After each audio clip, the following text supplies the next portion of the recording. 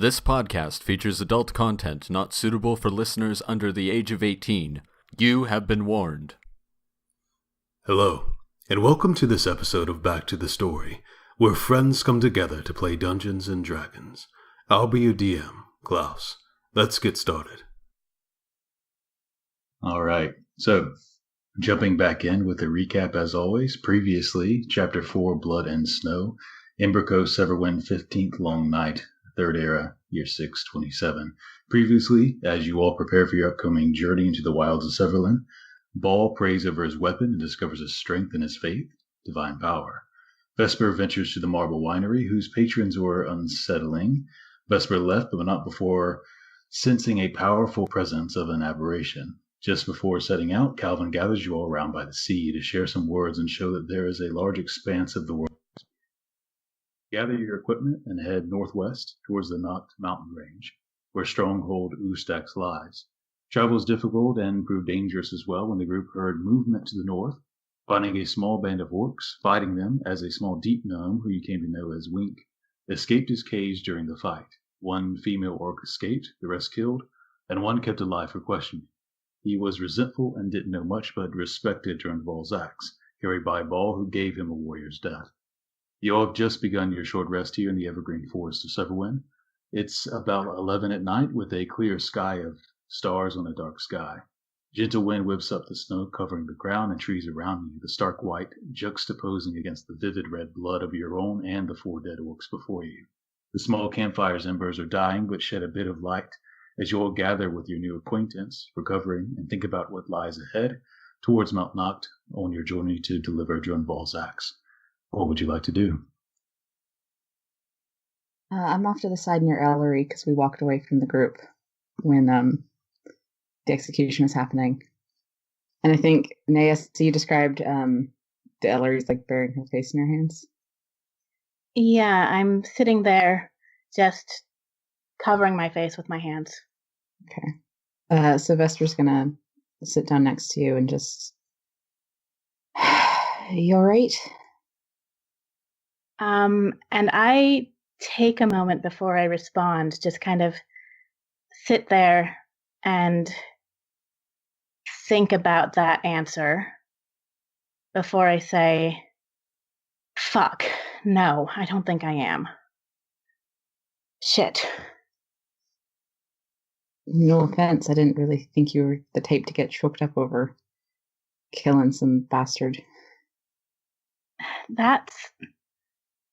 No, I'm not.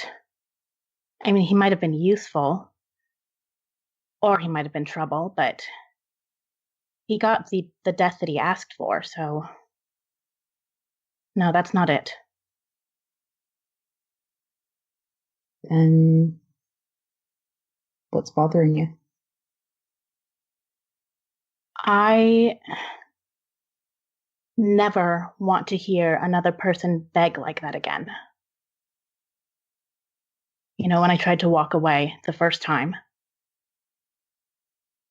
I don't want to hear a voice like that again. Vesper just nods. I think at this point, I stand up and I start walking out into the snow towards where most of the battle took place. And I kind of motion for her to follow along with me. I'll follow.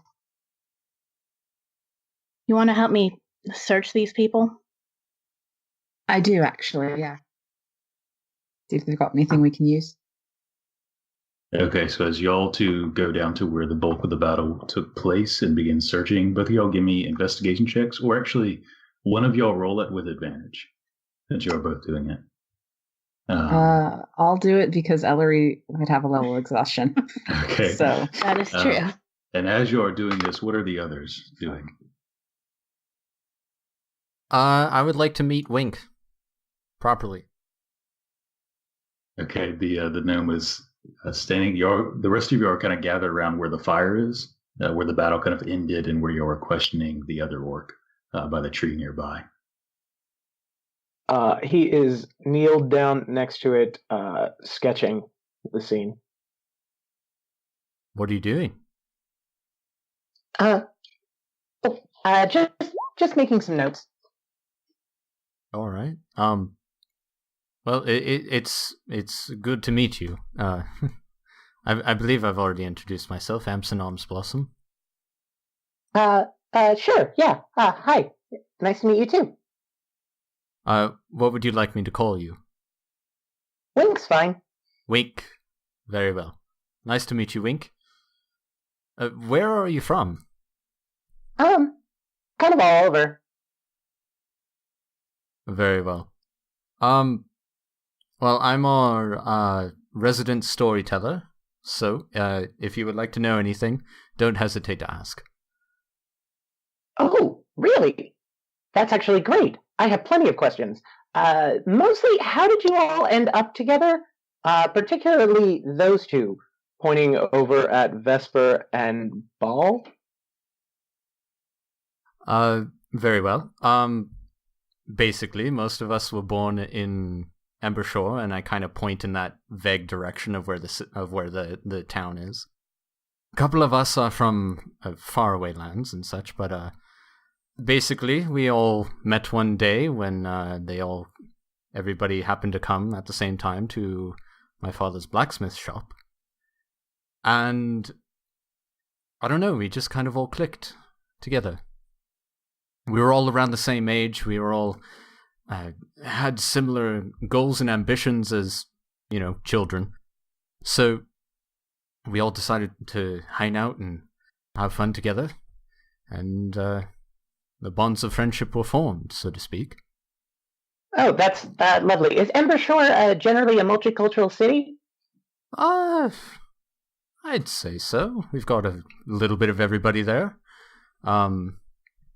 There's quite a few tieflings there, interestingly enough. But yes, there's a little bit of everybody. So your grouping isn't exactly considered uncommon? And I kind of look at Ball and Vesper. Ball is a unique person. We don't have very many large people. And as for Vesper, we have a few of I don't know the word for what exactly her people are, but yeah, we have a few of those, mostly her family, but yeah. Interesting. Curious. And the entire time you're speaking, he's jotting down in his book, kind of mindlessly, not making eye contact, more just looking at his notes. All right. Anyway, thanks for helping me out there. Wasn't exactly sure how I was going to get out of that before you all showed up. Well, you're welcome. To be perfectly honest, we weren't even really aware that you were there. Yeah, I kind of figured when no one came to help me fight that guy.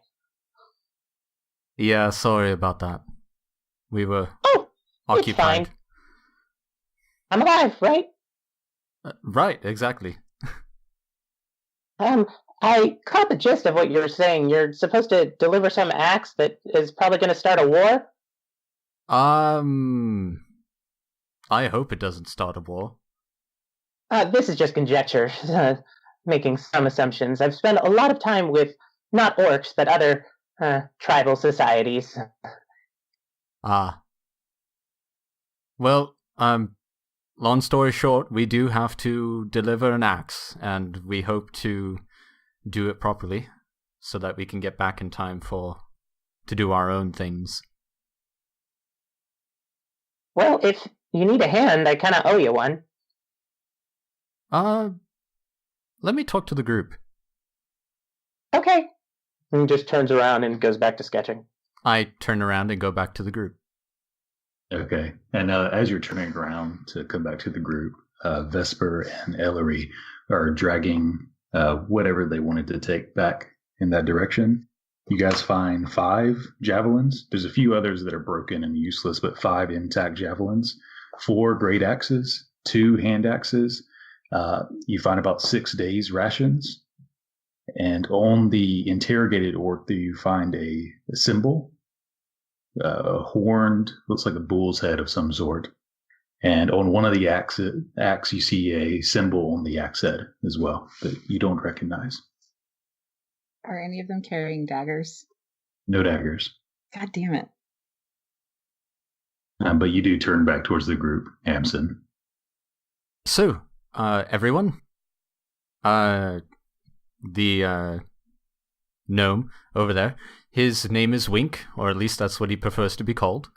And he was wondering, because he feels that he kind of owes us something for helping him with his liberation from these creatures.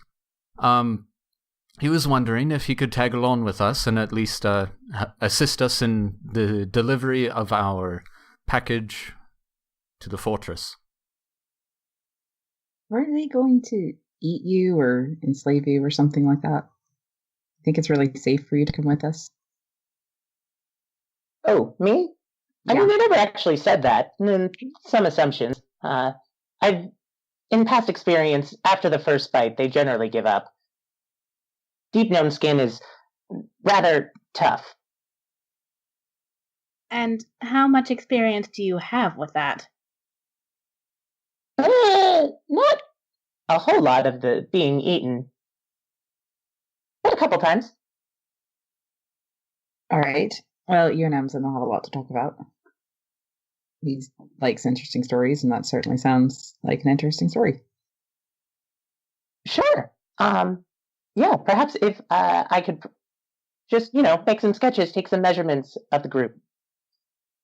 Measurements?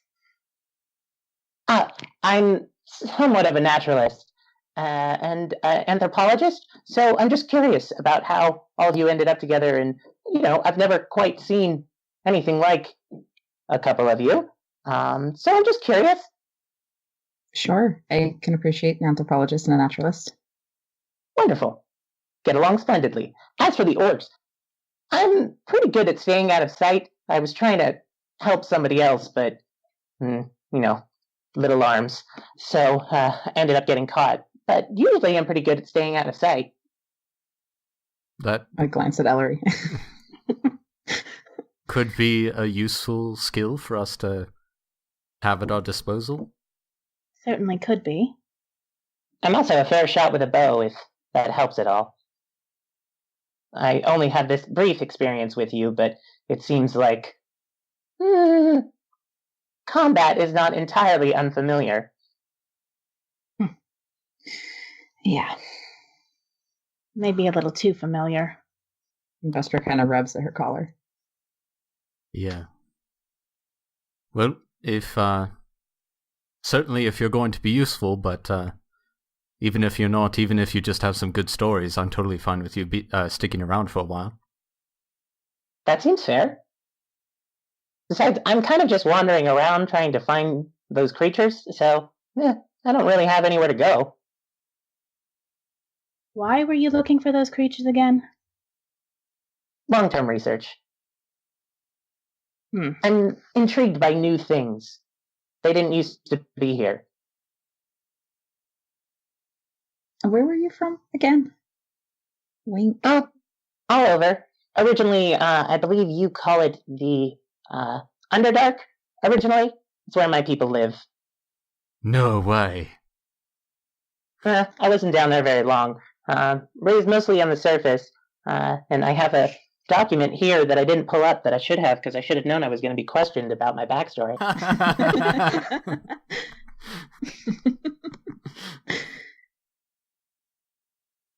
But as you're kind of gathering, and Wink is finding the words to describe his origins, you guys can all kind of gather around what's left of the campfire, dragging whatever weapons and rations you wanted to keep, and begin to take a short rest. You don't have to. You certainly don't have to. Using this camp here as a place to have because you said it was late at night, right? Yeah, yes, approaching midnight. Okay, then using this camp as a place to do a long rest, I think would actually be a good idea, since it's already set up here anyways. Okay. Well, to begin the long rest, you guys can go ahead and bookend it with eating rations. I assume you all got some before leaving Severwin. Each ration lasts a whole day. To simplify it, so just mark off that ration. Did find some, and then roll your hit dice for a short rest as you're gonna bandaging yourselves up and resting. Yeah, I think at least some of us did that before we finished the last session. Okay. So you are kind of doing that short rest now since it takes about an hour, as maybe Wink is thinking. Yes. Anyway, I spent my early years on the surface in a halfling village called Sheffel. Spent most of my time there, but, got kind of curious and then got work at Ilsinala at a college and, got some work there. Learned some things. And got kind of bored. And left and let's just say it's been a long journey. I'm just very excited that I actually got to meet somebody who is from the Underdark. Congrats? Well, no offense, it doesn't sound like a great place to be from. Oh, right, because everything up here is so wonderful and nice.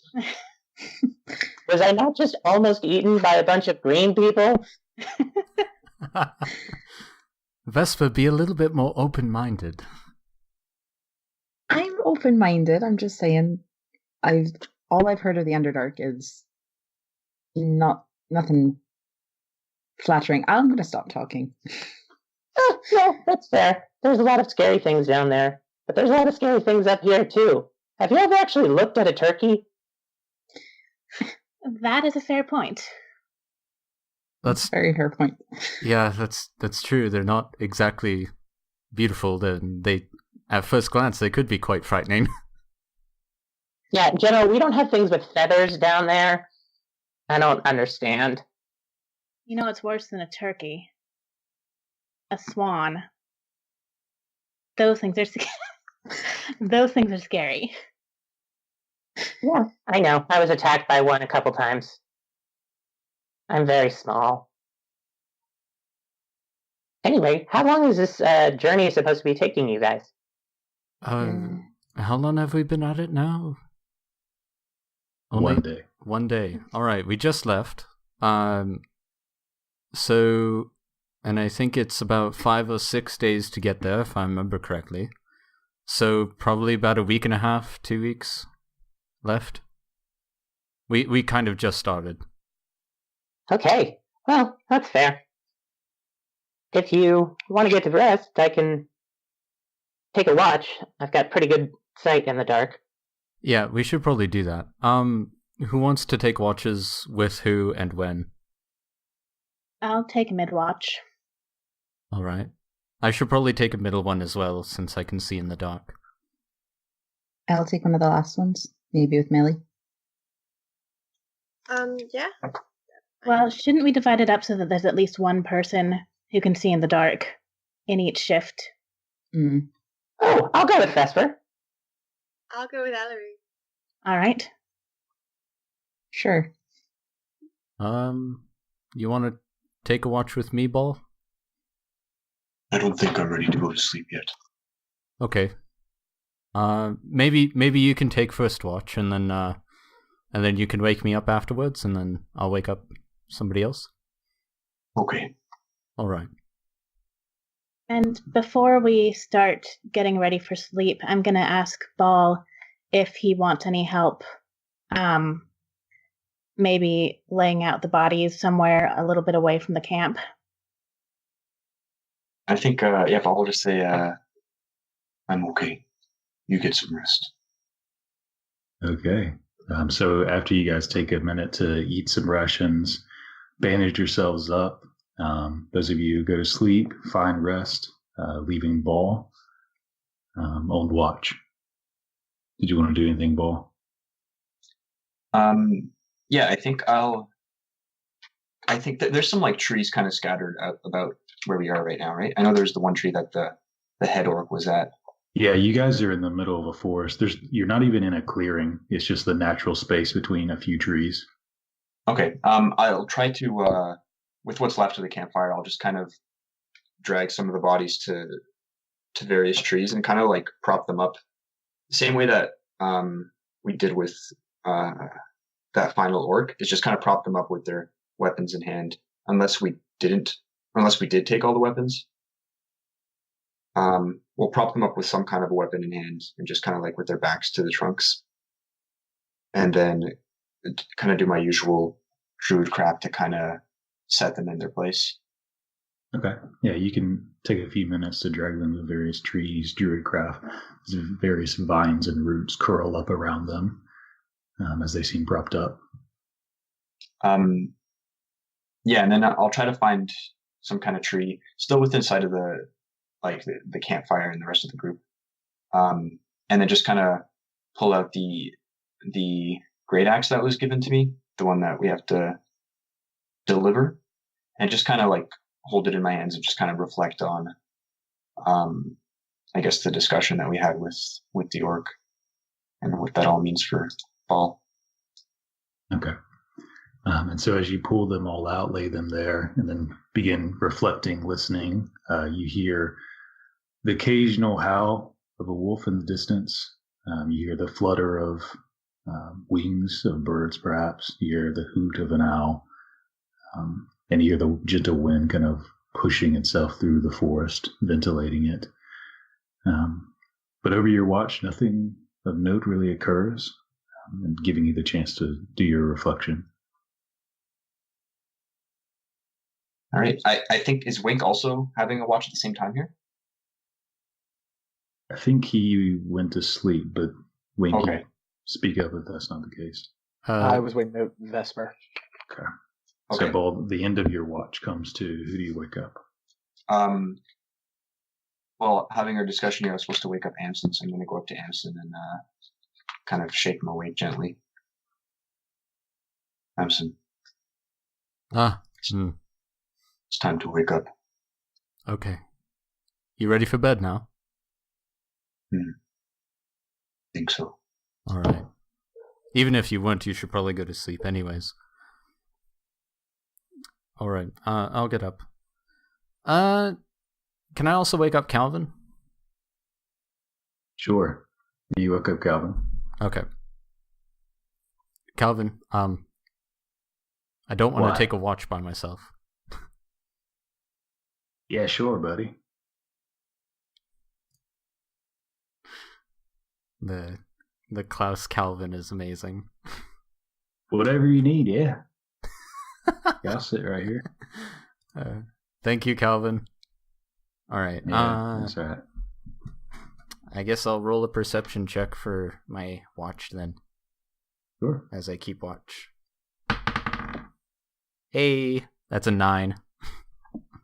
Okay. In true Amson fashion, I'm sitting there thinking of songs and stories instead of watching. And as you're doing that, over the course of the next few hours, you hear the occasional sounds of forest creatures and the wind, but nothing of note comes up. It's quiet. And eventually you and Kalvyn's watch comes to an end. I'm watching, I'm writing forest poetry. All right, then I will wake up. I'll wake up Miley next. Actually, no. I'll wake up Vesper and Wink, and then they can wake up Miley and Ellery. All right, so you wake those two up as they get up to begin their watch. Vesper. Your turn. All right. Wink, your turn. Wonderful. Oh, he's bright and cheery in the middle of the night. Oh, God. It's all right. It's less terrifying when it's dark out. Yeah. Anyway, shall we? Yeah, we shall. I was hoping I could ask you a few questions on your parentage and your lineage, if you could. Possibly any distinctive markings that you may have? I only feel partially guilty, but then I remember that Wink volunteered this, so it's not my fault. I just kind of look at Vesper's still like bleary, obviously, and she just kind of holds up her hands, which have the dark markings on her fingertips that look like soot. Very interesting, as he just sketches in. And you are Genasi, I assume, but I've never seen one of your kind. Very terribly rare. And But that yes. would be?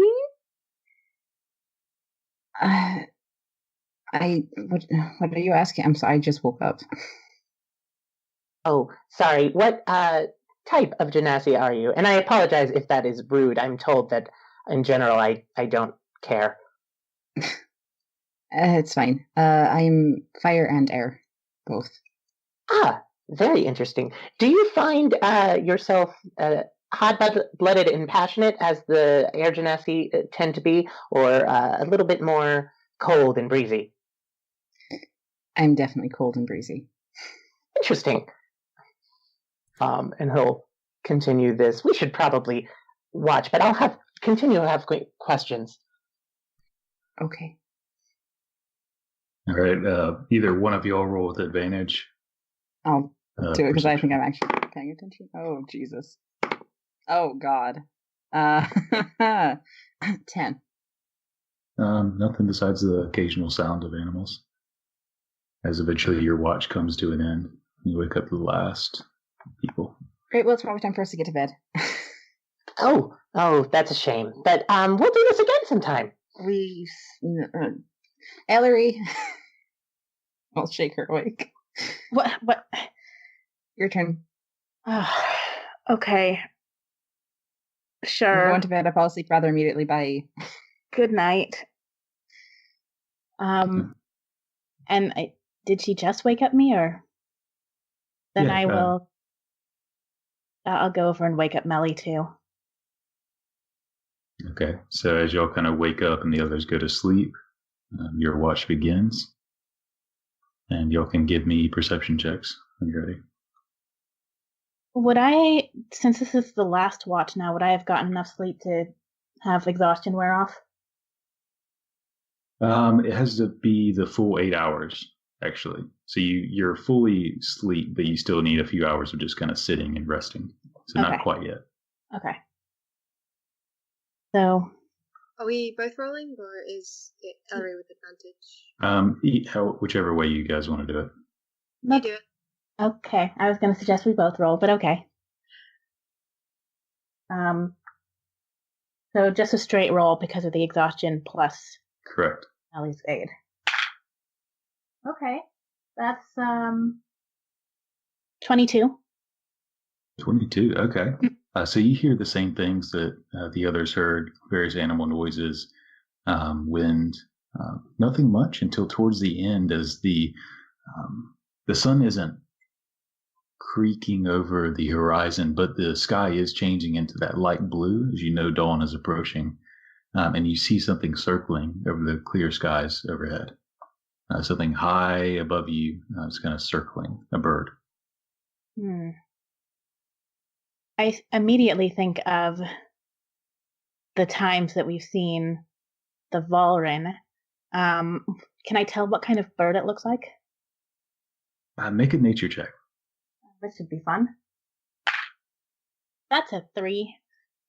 It's a bird of some sort. It's very high up and it's not extraordinarily small or large, and you can't really tell what kind of bird it is, but it circles maybe about 3 times and then flies to the south. Hey, I pointed out to Miley. Can you tell what kind of bird that is?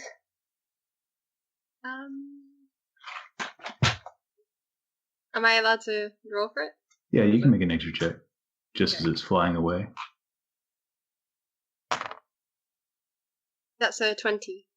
A 20? Okay, yeah. As it's flying, it's hard to tell from how far away it is. You can't even really get a color. You're just getting the silhouette. But the way it flies and the size perhaps indicates a bird of prey, some sort of predatorial bird. Maybe an eagle or a hawk or something like that. I'll tell Ellery that. I might be just a little bit paranoid after some of our past experiences with birds. Flying away, though. Well, I think it's time to get everybody else up. And at the end of your watch, you guys can wake up everyone else, begin stirring, begin eating portions of your rations for breakfast as you prepare for the day. Does anyone else need me to patch you up before we head out? Or is everyone feeling better today? I'm good. Everyone at full? Yep. Yeah, I'm fine. We might want to have a talk about what exactly we're planning to do. Yeah. I do not like the way things look right now. Well, should we get on our way and figure it out? It sounds like we've got a while. We have a few days before we get to the fortress anyways. Yeah, I'm just worried we're going to run into more of those orcs. Yeah, especially since one of them ran for it. Might come back with more, and obviously they're not keen on Ball, so I'm a bit concerned. Klouse, would I have any sense of the direction the orcs had taken me? Like which direction they came from? They seem to have come from the northwest. The same way we're going. Yeah. So in the northwest, there's a mountain range with one very large mountain, sort of at its peak. The mountain range kind of forms. It spreads out, but it kind of forms almost a C, elongated, with a river running towards the mountain. And you're kind of on the southern edge of that. Got it. Well, so remind me again, you're supposed to take the axe to the leader of these orcs in this mountain fortress. And you were given it by a giant? Did I misunderstand? No. It was given to me by King Called, so that I may have another chance to live. That's dark. Okay. So, and that orc seems to imply that axe was insulting or special? It had been taken away from them before? Yes, I believe when I return it, they will not be happy. I don't think they'll be happy to see a half-ruined giant anyway. Well, if anything, they seem to at least know what it was. If we run into more, it may help us at least avoid more conflict by saying what our mission is. Or it may make them try and kill you and grab it, but, there's a risk they're going to do that anyway. So here's what I've been thinking. Why not just hang out in the woods for a few days, go back, tell Called that, what's her name? Well, we could do it two ways.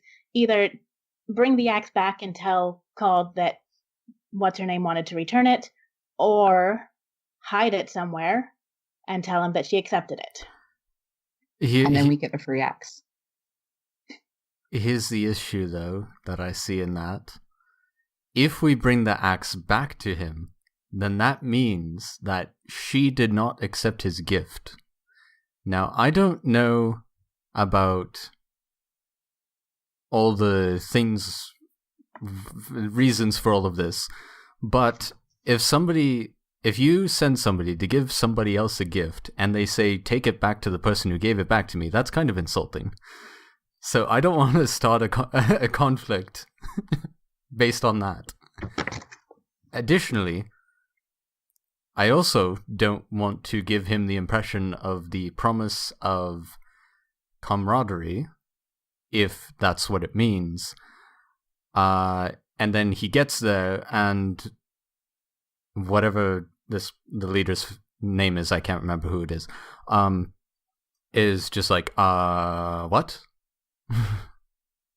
So, and either way, I foresee us getting in trouble with a rather large ship of tall, muscular, heavy-set raiders. And I'd rather not be in that situation. It was a thought anyway. I don't know. I don't think it's a bad idea. I've given my word. I do not want my life to be a lie. There we go. Trump card. Sure, but if they kill you again, Ball, if we go there and I'll just, see you and drop you on sight. That's what I'm worried The fuck about. is the point? Well, I would not be here otherwise. At least this way I have a chance. Well, I mean, we could send someone in first if we're worried about them killing him just because what he is. That's true. We could possibly, due to the entire situation, what the significance of the axe is, we could probably send a couple of us in first, tell the leader, hey, he sent a half-rune to deliver it. Is that a problem? And if so, can you tell your people that it's not so that we can deliver it properly, please? I have a feeling that the leader would have a little bit more intelligence to not act so impulsively, given the situation and the context. Well, Kalvyn or I would have to be a part of that. Unless, Wink, you speak Orcish, but I don't think they'd be that happy to see you either. Well, only one's going to recognize me, and, she did attack me first. But, no, I don't speak Orcish. If I can pick up enough, though, if I have some time with them. All right. Probably having both Kalvyn and Ellery in there would be a good idea anyways. I don't like the idea of Ball going in, though. That one Me orc neither. described the passage to her. I like the idea of us bringing her out to meet us, which is not going to be easy. Got to convince her we're important enough. But if we can, that's probably our safest bet. True. I don't want Ball going in and then she keeps the axe and kills us on our way out. I like having a clear path to walk away. Yeah. I could see that. Or run away, as the case may be. Either way, just a clear shot. Well, let's think about it some more. We have a few days, and let's get going. How about that? We'll have a much more concrete conversation once the stronghold is in vision. That's All right. true. And go ahead, Ellery. Before we leave, this is something I forgot when we were searching the orcs. I seem to remember during the fight that you described something about flaps of skin with one of them, and I wanted to go and check that out specifically. The one that had that is gone. Okay, that was the one who ran away. Okay. And there was one more thing that I forgot to mention. Obviously, the one you interrogated is in full plate mail armor when you guys were searching their bodies. And I assume this conversation has been partially happening as you guys have set off and begun travel as you're heading northwest. But no, you don't see any, and you check the other bodies and you don't see anything like that Okay. on the others. I don't know if Kalvyn would want to kind of ransack this guy for his plate mail. Yeah. I know Ball won't.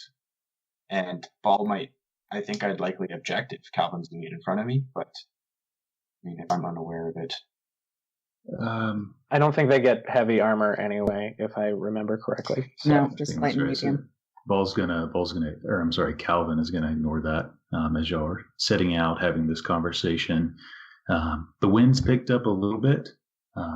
As you're looking ahead, you can see kind of cloud coverage begin to roll in as the morning passes, going into midday and then through the afternoon. But the sun is breaking through some of the trees. It's warm upon you and reflecting off of the snow on the ground. As you can feel the steady incline begin to get steeper and steeper as you're rolling into the low hills, getting closer to the mountain. As you're doing that, who's leading?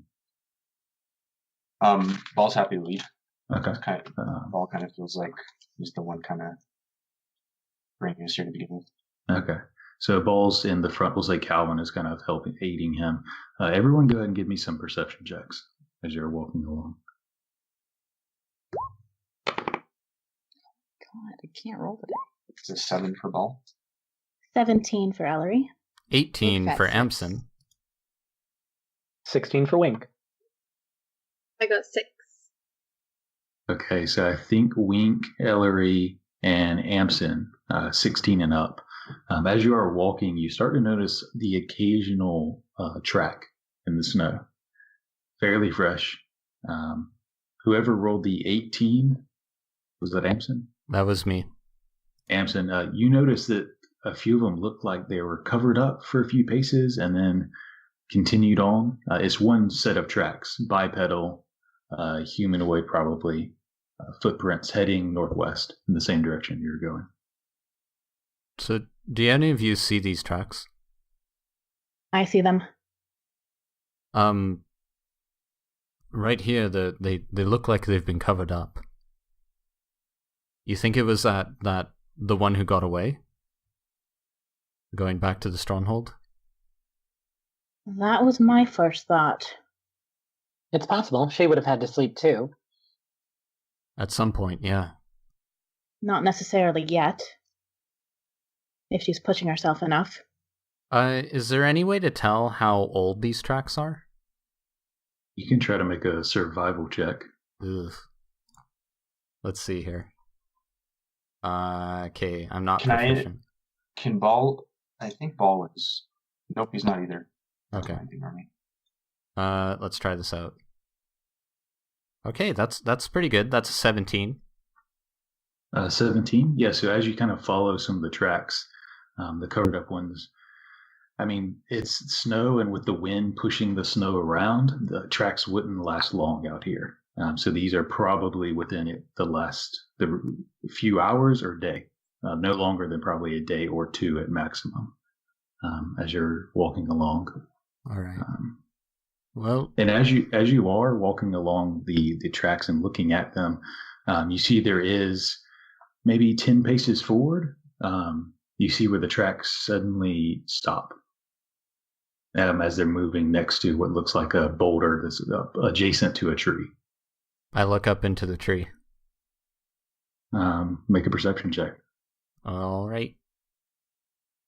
Wow, I'm really liking my purple die. That's a dirty 20. Looking up in the tree, you look through it in this evergreen pine tree.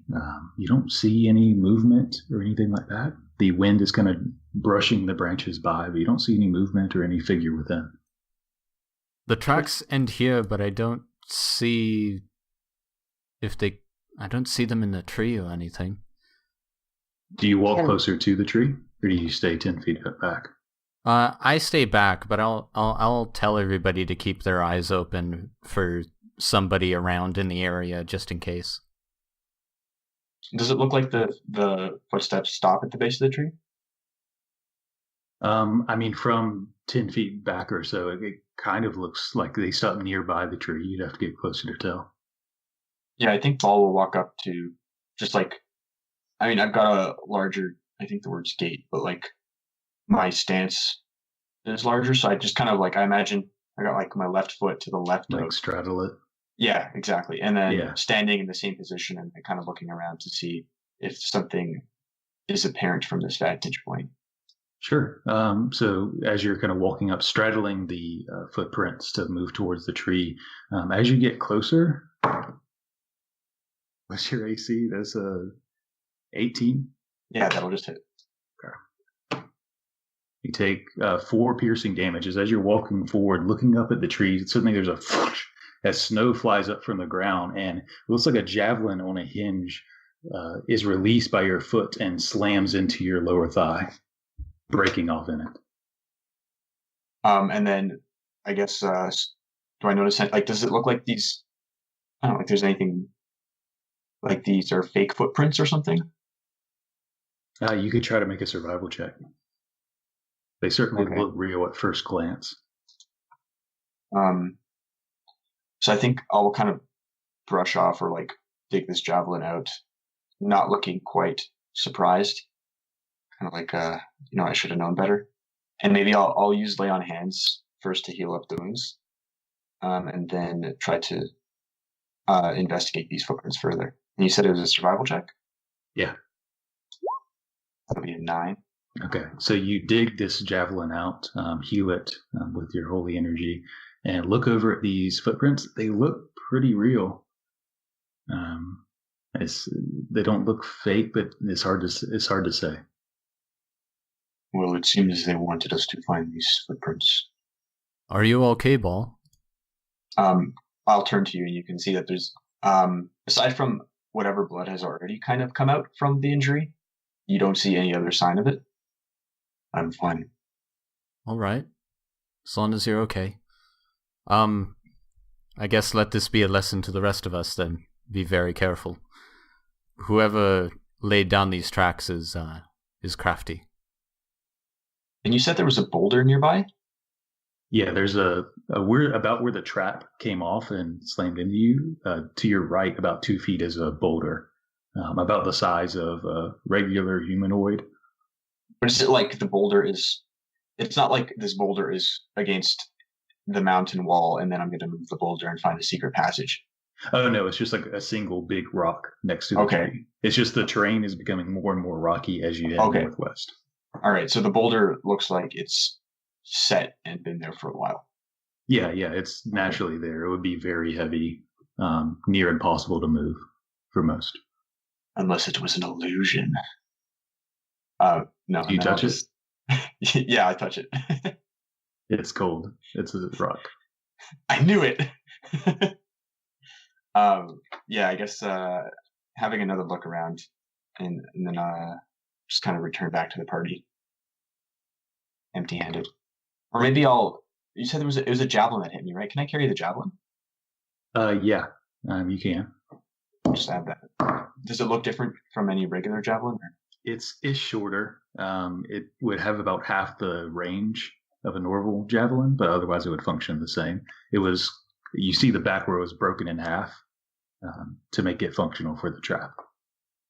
Okay, got it. Thanks. And the trap itself was a very basic, like hunter's trap almost, just using basic like leather and sinew of an animal and just basic weight to snap the sinew loose, launching it into your leg. But you can't have that half javelin. Equipment, half a javelin. Just getting jumpy. Vesper's going to change the boots that I'm wearing. I'm going to start leaving deer prints instead of footprints. Okay.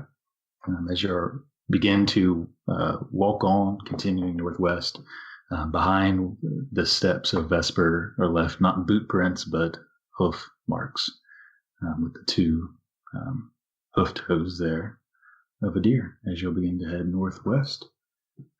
You'll travel for several more hours. You do notice the wind is picking up more as the clouds above continue to roll in.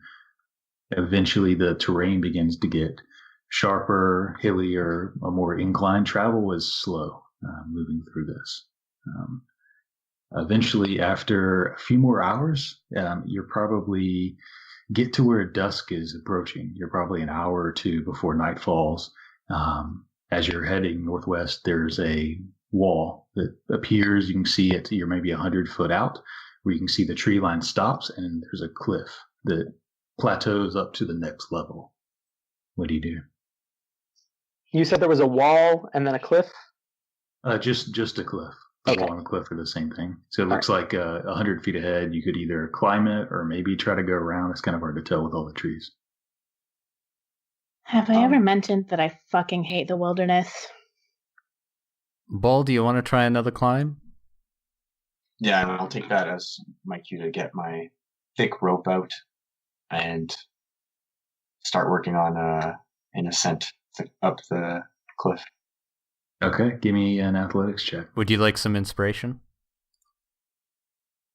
I think I don't think Ball will say anything. Ball will just kind of go and start sting. All right. Sure, I'll give you some inspiration. I think you'll like this one. He came in like a wrecking ball. I swear he really loves his puns. All I wanted was to hear you laugh. All you ever did was save me. Yeah, you protected me. Yes, I did love that one. Thank you. And to the tune of that, you begin to find handholds as best as you can as you'll move up the 100 feet and try to begin your ascent. 15. So that'd be 15 total. Yeah. Using inspiration. This isn't a incredibly easy climb, but you do begin to make progress.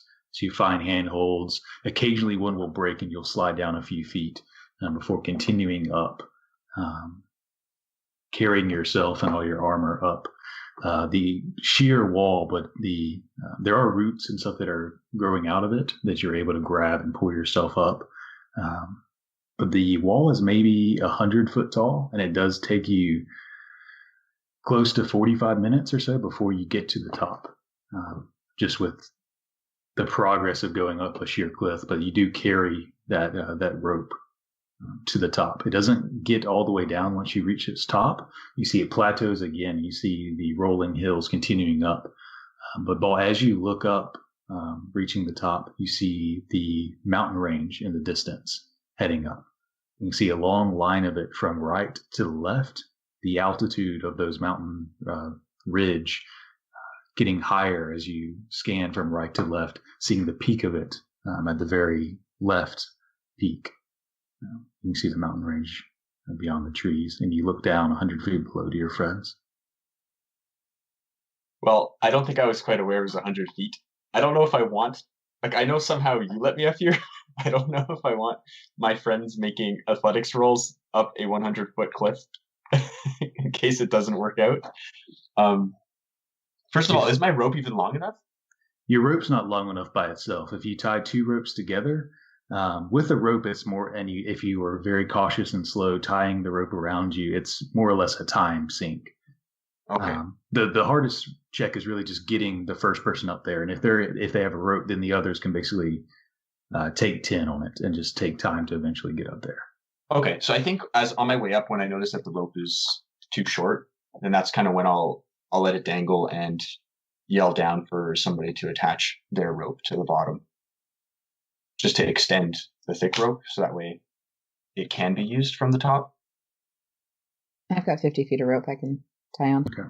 Yeah, so Vesper ties on her rope, extending it as Ball. You make your way up the rest of the distance to the top. The rope is hanging down, and you guys can eventually, being cautious, tying the rope around you, being careful, can move your way up. By the time you all climb up to the top, the sun, you can see the orange sun setting over the horizon. You have maybe 15 to 30 minutes before the sun completely sets. It looks beautiful. That it does, Ball. Camp on the cliffside. Watch the sun go down. Yeah, as long as you don't camp too close to the cliffside. Well, obviously. We just came up the cliff. I don't want to be back down it until we're going back home. Sometimes the obvious has to be stated. Especially with some of you. Kalvyn. I'll start to wrap up the rope and return Vesper's half of the rope. Okay. And then, since it doesn't sound like there's any objections, Ball will start to kind of help prepare some kind of a fire and make a little encampment here.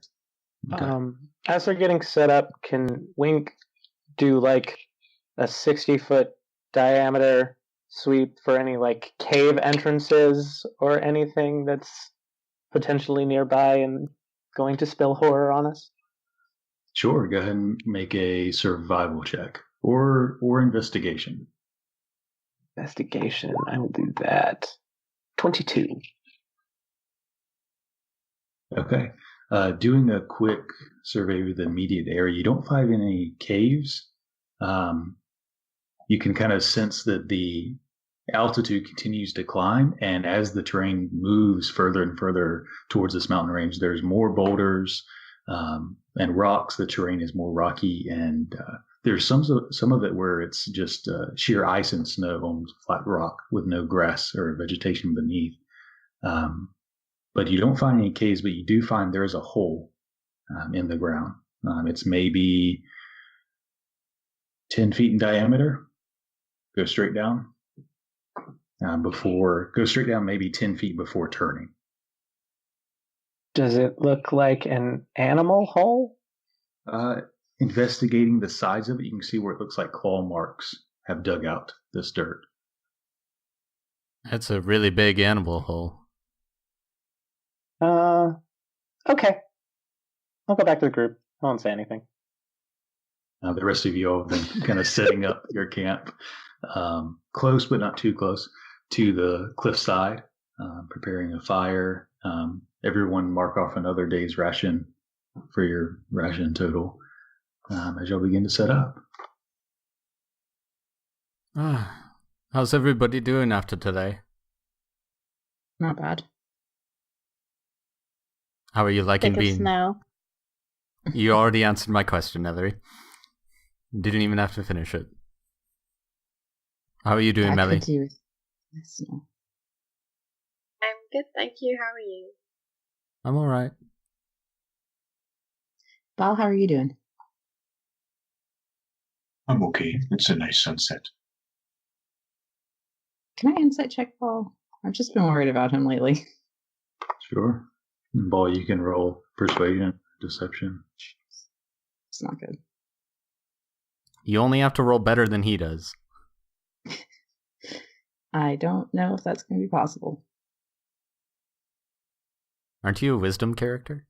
I am, but, you know, the dice do what the dice do. Yeah, good point. And that's a 9. Ball seems like he's Ball. I mean, you don't really get anything different or unusual from him. Would you say that he's ballin'? I wanted to say that, but I thought it killed him at the moment, so I won't say it. Suddenly, another working bush. Tiamat swoops in from the sky. And then I think in Giant, I'm just going to kind of be like, if you need to talk about anything, you know, I'll listen. I know. Ball, make a survival check. Well. Okay. So as you're talking to Vesper, kind of looking out over the cliff, as you see the sun setting in the west, you see those clouds that are rolling in are beginning to coagulate. With your ability to sense these things, you can see there's likely some sort of storm forming. And it's moving north. Looks like it'll probably be upon you within... It's maybe a day or two from forming, solidifying. It looks like a natural formation. It'll probably form in a day or two. Maybe before Vesper leaves, I'll kind of just like take a moment to tell her, like as I'm kind of admiring the sunset, say, it looks like there will be a storm in a couple of days. Look. And then I'll point there, and then I think I can use Druidcraft to predict what the weather will be like at my location for the next 24 hours. And I imagine, like you were saying, if it's a couple of days, probably doesn't look like anything serious tomorrow. Yeah, within 24 hours, it won't have worsened, or the storm will be more coagulating, but it won't hit yet. Okay. So I'll express... we should be okay for at least a day. We'll try and find some cover. Yes. When it goes north. If you don't want to risk it tonight, I found a hole. Jesus. As above. What? I found a hole. Do you know of any large burrowing creatures native to this area? I was going to go take a look later, but I was hungry. I don't really go outside, so no. Miley,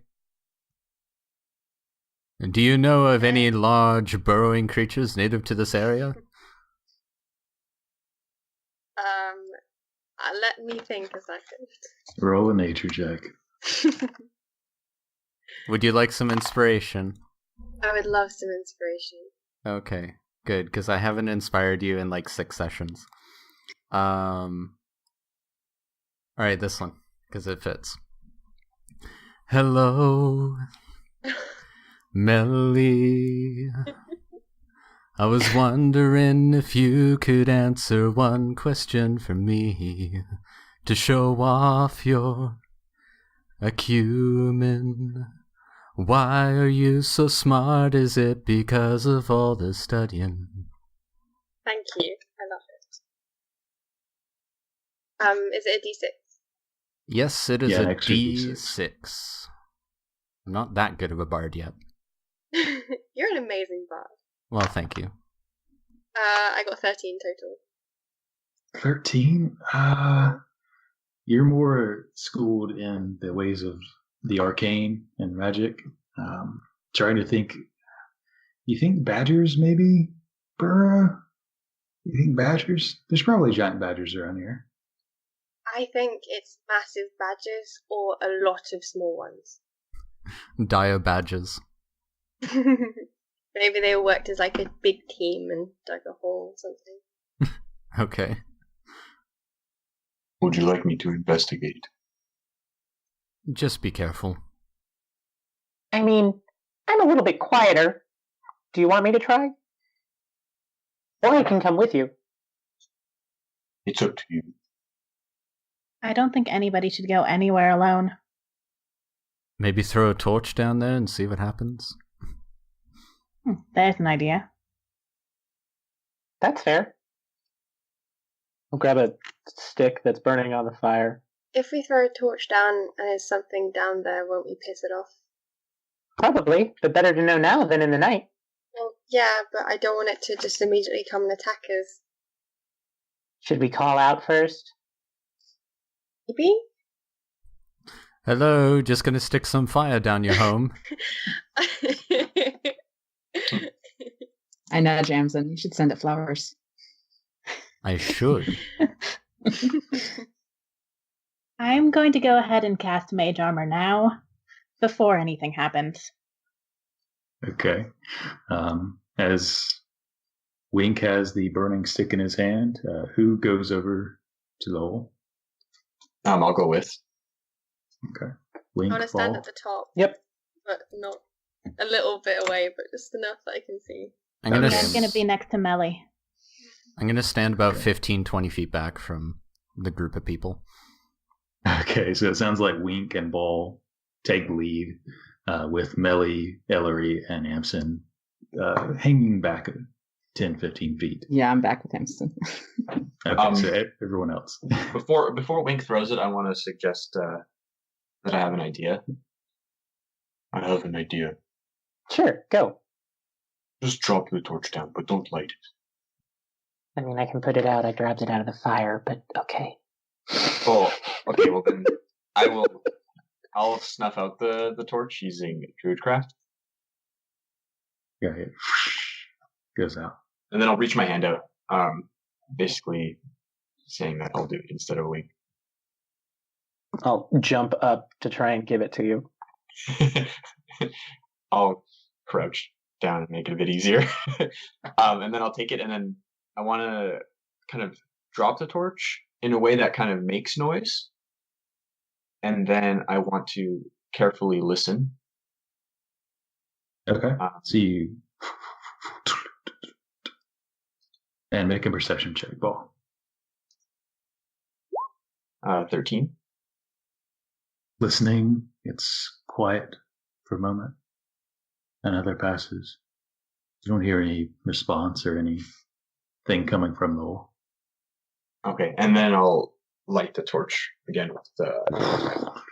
It lights a small fire stick there at the bottom, and you and Wink, you can see the claw marks you saw before, and Ball, you're seeing them for the first time. Looks like sets of 3 or maybe 4 claw marks, as if the creature has 4 fingers, and they're maybe an inch wide and maybe 10, maybe a foot and a half long that are clawed along, digging out this hole.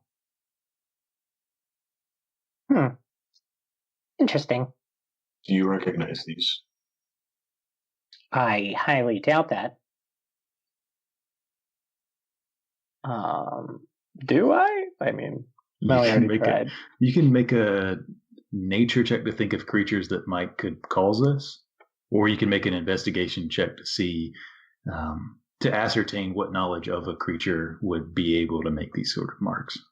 I'll try investigation again. That was pretty solid before. Dirty 20. Okay. Judging by the size of the claws and the pattern of them throughout the walls, this creature is probably very large. Judging it probably has 4 legs.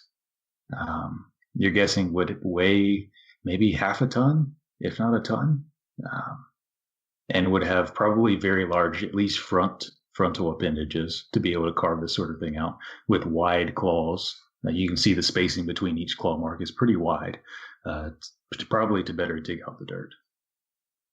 Yeah, all I know is that it's big. Many things are big to you. And then Ball will kind of hop in. Since out of character, I think our goal was to go check it out, right? Like, I'm not doing something crazy here, am I? So, for the second time, Ball jumps into a dark hole. It's only about 10 feet down, so your head is still kind of only a few inches below the edge of the hole. And it's hard to really see. I'll stretch out my hand to help Wink get down if he'd like. And just kind of like walk onto his hand, I assume. Yeah, like an elevator, a freight elevator that slowly lowers you down. Notice once my weight is on you that he is strangely heavy, like 100 pounds in this 3-foot-tall body.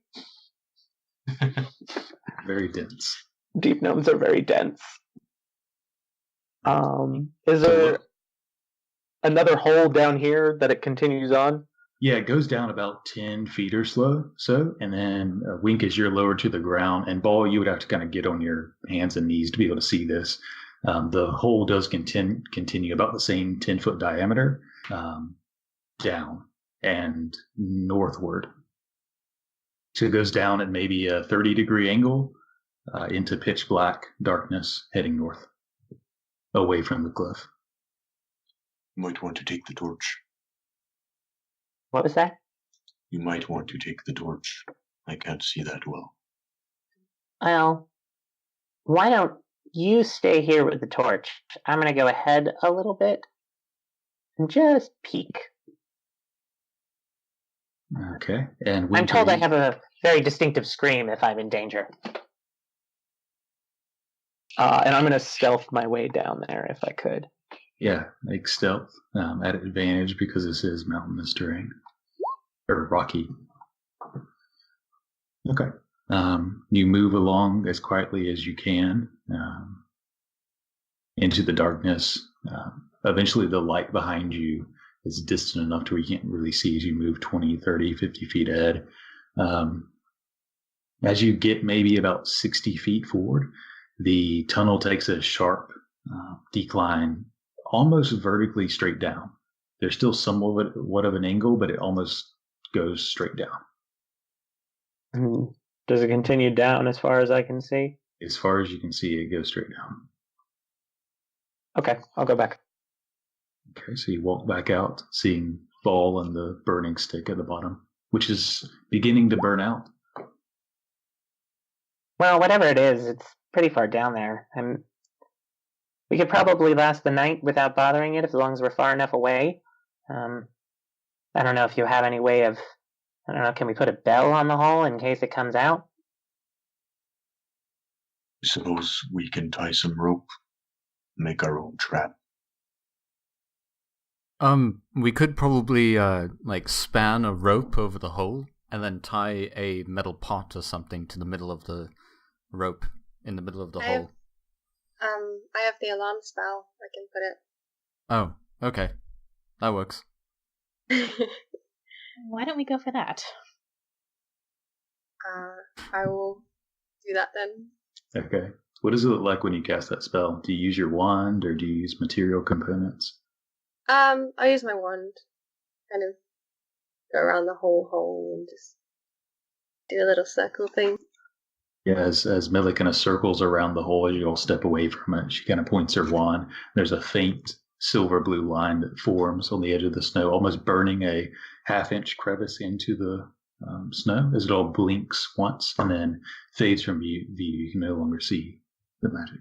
So no one go near the hole, because otherwise you will set it off and scare the crap out of everyone. And Millie, as you're casting it, do you want it to make a audible alarm, or do you want it to make an alarm in your mind to where only you hear it? An audible one, just in Okay. case. Okay. All right, so you're kind of gathered around the hole as this is taken care of. Y'all go back to camp. Okay. Sure thing. So move back to camp, finishing up eating rations and anything else you want to do as the sun is set at this point. So, should we divvy up watches again? That sounds like a plan. I'm going with Ellery. Okay. I guess I'll take a watch with Wink then. Would you like that? Fine. All right. To speed up these watches, if you guys could just do like first watch, make a perception check, second one, make it third and fourth, go ahead and just throw it out there. And that way we can kind of deal with it that way. There's two of us, so we get advantage, right? One of you would get advantage. Amson, why don't you roll ours? Swan, let me do Okay. the perception check. Yeah, because you can actually see. Or it wouldn't be a disadvantage. She would actually be able to use the advantage. So first watch rolls a... Who's going for second, third? We could go first. Okay. That would be a big old 7, even with advantage. Okay. 7, you listen out, you no longer hear the House of Wolves you heard the other night. But listening out, you don't hear anything in particular. It's pretty dark out there. Second watch. Ooh, I got a 19 total.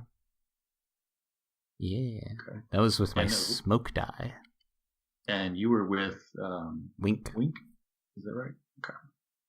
As you're listening out, you hear like about halfway through like a groan, but it's a bestial groan, guttural, distant, maybe 100 to 200 feet away. You hear it. In which direction? West, northwest. Was that where the hole was? The hole was in that direction, but it was only 60 feet or so away from where your camp is. The groan sounds like it's maybe 150 or so feet away. Oh, okay, in the distance in that area. Yeah, in the distance. It's hard to get a beat on it because the sound kind of bounces off the trees and the rocks and everything, but it's in that general direction. Okay, I'll ask Wink if he hears it as well. Well, now that you pointed out, what do you think? Does it seem to be getting closer? Just listening for a couple more minutes. It seems to be moving, but it doesn't seem to get louder or closer. It does seem to be moving like east, but not really any closer to you guys. Okay. I wouldn't worry about it just yet. Not until it's starting to get closer. But, I guess just be ready to wake everybody else up, just in case. Okay, that's fair. All right. And third watch. I guess that's Ball and Melly. Melly, did you want to roll? Yeah, I can do. Okay, so it would normally be a disadvantage, but with both of y'all helping each other, you could get it straight roll. Can you see in the dark? Neither one of you can, but both of you listening together is going to let it not be a disadvantage. Is it daytime by this? Natural 20. All right. Never mind. I don't need to lawyer anything. So listening out, and I assume Amson and Wink would have warned y'all about the noises. You're listening out for growls, but you never hear any growls. But towards the end of your watch, you do hear above. you hear the sounds of heavy wings beating. Looking up with your non-dark vision eyes, you can't really make out anything, but you do notice, Miley, something large moving across the sky that's blotting out the stars as it moves. Definitely not a bird. Bird has a very big body, the size of maybe a big bear or something. It's a big body with massive wings stretched out. It passes overhead. And as it passes, it's maybe 50 to 100 feet to the west of you. And as it passes by, it curves gently towards the northeast before disappearing in the night. What's in the direction of the northeast? So where you are towards the north is the mountain range. The mountain range is tallest to the northwest, where the peak of Mount Noct is. And that ridge continues to get lower, less altitude as you move to the east. But that mountain range runs horizontally east to west, getting higher the further west you look. So to the east is the mountain ridge that gets lower, and eventually the coast and the sea. So there's nothing about this large flying thing heading in the direction of the east-northeast that... It is heading towards the ridge. Okay. I don't know if we need to wake anyone. Is it close to the end of our rest anyway? Yeah, it is. Okay, then maybe, yes, I think everyone should be well rested. I'll begin to make breakfast. And then I'll start to set up a morning campfire. Okay. And then I don't know what making breakfast looks like. I'll take out the carton of eggs that I've been carrying along. The bacon. Yeah. If you guys brought rations from town, most of those are like dried meats, and maybe even a few like dried vegetables and stuff like that. Not generally something you could cook, though you could. But the rations you found on the orcs were more not dried meats, so more of raw stuff packed in ice and snow to keep it fresh. That stuff could be cooked and should probably be eaten first. You're not really sure where the meat came from, but there's meat, red meat. Then I'll start cooking that.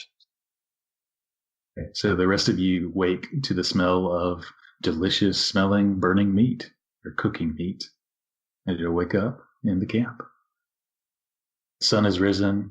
You can see the clouds forming to the southwest, moving in y'all's direction. To the north, the ridge, and to the northwest, the tall peak of the mountain. Is that real food I smell? Ah, that smells good. Yes, I don't know what it is, but it is meat. Well, that's comforting. All right. Mystery meat for breakfast it is. I'm not going to think too hard about that. Paul will sample it first. Does it taste strange? Tastes like red meat. I mean, it's good. You're not a master at distinguishing meats, but it's definitely not fish, or chicken, or pork. It's some sort of red meat. It does taste gamey. Okay. Then I'll just take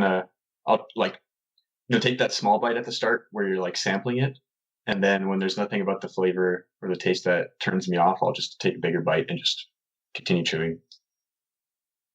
Yeah. As you guys dig in, those who are willing to, meat's good. As the morning rises, what would you like to do? To be honest, I really want to go in the hole. I don't like going into holes in the ground. Wink, we've had some very bad experience with going into holes in the ground. I mean, technically I was born in a hole in the ground. Well, last time we went into a hole in the ground, we got ambushed by cannibalistic men. So, yeah. Been there. I don't think I'm going to be able to talk you out of it, am I? I mean, you guys are in a rush. I mean, we kind of are. I think we should move on.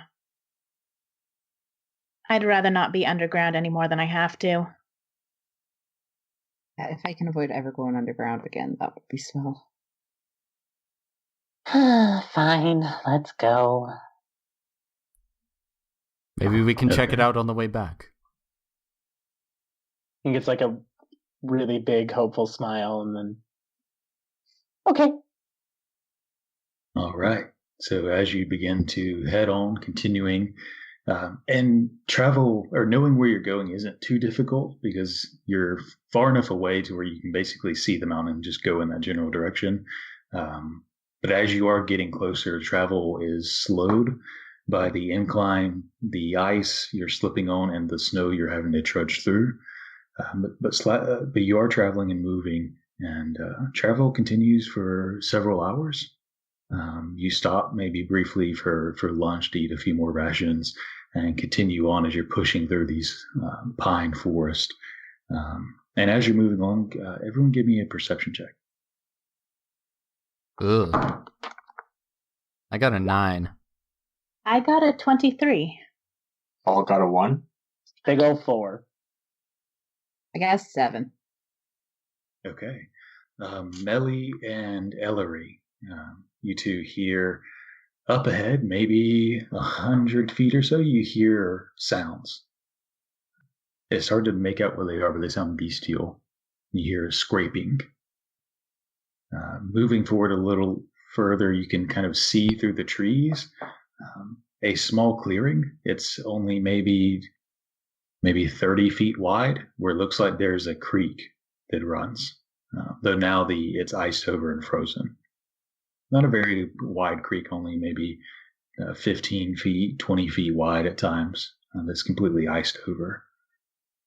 As you hear this noise and kind of moving forward, and you go ahead. I'd like to just motion everybody to stop and be quiet. Ellery puts her hands up, and I assume the rest of you stop moving. Listening for a moment, the rest of you hear these same sort of like scraping movement sounds ahead. Sort of kind of continuous tumbling sounds and scraping. Sounds like something moving on ice. What the fuck? Maybe it's a deer who can't get its footing. Oh, that's sad. We should help him. Katie just gave the most saddest empathetic face I've ever seen. Right, okay, and maybe it's a monster and it decides to eat us. Still would be exciting. I think maybe a couple of us should quietly check it out first, see what we can see. Because that went so well for us the last time. We're alive? True. Hey, we even gained somebody from doing that. True. But let's take a quiet look first. Good idea. I'll come with you. Okay. I'll tag along. Okay, so whoever's moving closer to the noise into the creek, roll a stealth check. Yeah, buddy. That's a 23. I got a 13. 24. Okay. Still, as Amson and Wink kind of move through the snow, and Wink, the snow comes to like the mid of your thigh level. It's pretty thick and it slows you down a bit, but it also enables you to be very quiet as you're moving. Amson, you notice he moves naturally along the rocks. You can kind of see almost where they naturally form, keeping him out of the snow as best you can. Ellery, you're kind of trudging through the snow a little slower, but you're still being pretty quiet as you move forward through the trees, 20, 30, 40 feet ahead. You start to peek through the tree line into this clearing where the creek lies that looks like it runs from the west, heading down to the east, sort of downhill away from the mountain ridge. As you see movement on the ice, you can see things scraping along, tumbling over each other. You see two figures, smaller, though still bigger than Wink, maybe the size of large dogs. You see this sort of dark purplish colored fur. You can see four-legged creatures rumbling over each other, their bodies wide and their claws wide, and their faces you see sharp little small beak, wide faces, big orangish eyes. They look like bear cubs, but with a beak on the front, with wide feathers coming from their faces. These two little cubs looks like they're playing as you're just kind of resting, hiding. They don't seem to take notice, and it looks like they're just tumbling and playing with each other, sliding on the ice. So you said Ellery was a little bit far behind, right? Yeah, a little bit, maybe she was 10, falling 15 behind. feet. Yeah. Okay. But as you're resting, catching up. Oh, what do you do? Okay. I was gonna quickly go back and push her away so that she doesn't have a cuteness overload from the baby owl bears. From what it looks like. I want to search for signs of mom. Wink, make a perception check. Looking around, you don't see any other movement besides these two. Okay. Eventually, one of them tackles the other, and they kind of slide on the ice for a minute before they kind of get up. One of them, the one that was tackled, kind of gets up, plops on its butt, and just kind of sits there licking its fur, as the other one kind of lays on its back, scratching itself on the ice. I think I'm gonna grab the other two and start pulling them back. The animals don't seem to be dangerous, right? No, they don't even seem to have noticed you. All right, I'll just pull them back and be like, let's just go. Yeah, sure. I let him pull me back, though I'm kind of curious about these creatures. Okay. Y'all pull back, moving back to meet up with the rest of the group, moving quietly back through the snow. I'm about 100 feet back from the creek. Once we get back and at a reasonable distance, I'll describe this interesting and adorable creature and see if anybody happens to know exactly what it is. You all would be familiar enough with these from stories. Children have stuffed owlbear teddy bears, so to speak. So you all can rest assured you know what it is. Okay. They're owlbears. Nobody make too much of a sound. But there are baby owlbears over there. What? They are as adorable as you can think. But Did you see them? we weren't able to find the mother. Oh. They might be wolf and So owlbear. They didn't look like they were in any kind of distress. Yeah, they were playing. So I think Mama's probably around somewhere. Vesper, stop. I'm fine. Yeah, so the mother might be around, and I don't think any of us want to risk running into a mother owlbear. Definitely not. No. We should probably take the long way around, just to be safe. Yeah.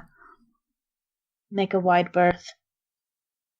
Okay. Do you all do so? Yeah, but we'll try to lead them around in a wide berth. Okay. Are you all just moving, or if you're being stealthy, roll stealth checks? Yeah, let's try and do this quietly. And I'm going to switch my tracks to paw print, something more predatorial than a... Okay. Is the terrain still rocky? Yeah. So 23. Okay. 21 for me this time. I got a 10. It's a 6 for ball. Okay. So y'all begin to take a wide berth. Do y'all want to go around to the west or to the east? You're heading kind of north, and you can kind of go around far to the west or far to the east. I think our end goal is northwest, so I'll take us to the west. Okay. You can do that. As y'all take a wide breath, kind of walking along 100 feet away from the creek, from the tree line, kind of head up following it, perpendicular to it for probably 100 feet, maybe 200 feet or so before curving up northward. You'll come out of the tree line and onto where you can see the iced over creek that flows west to east. Being as quiet as you can hear scraping, the same sort of tumbling you heard to the south, but then it quietens and you don't hear it any longer. And as you are stepping out into this tree line to see this frozen creek, we're going to take a brief break, about 5 minutes, and we'll be right back. Next time on Back to the Story. The bark is almost completely torn off. A sort of thundering sound. And it's getting louder and closer.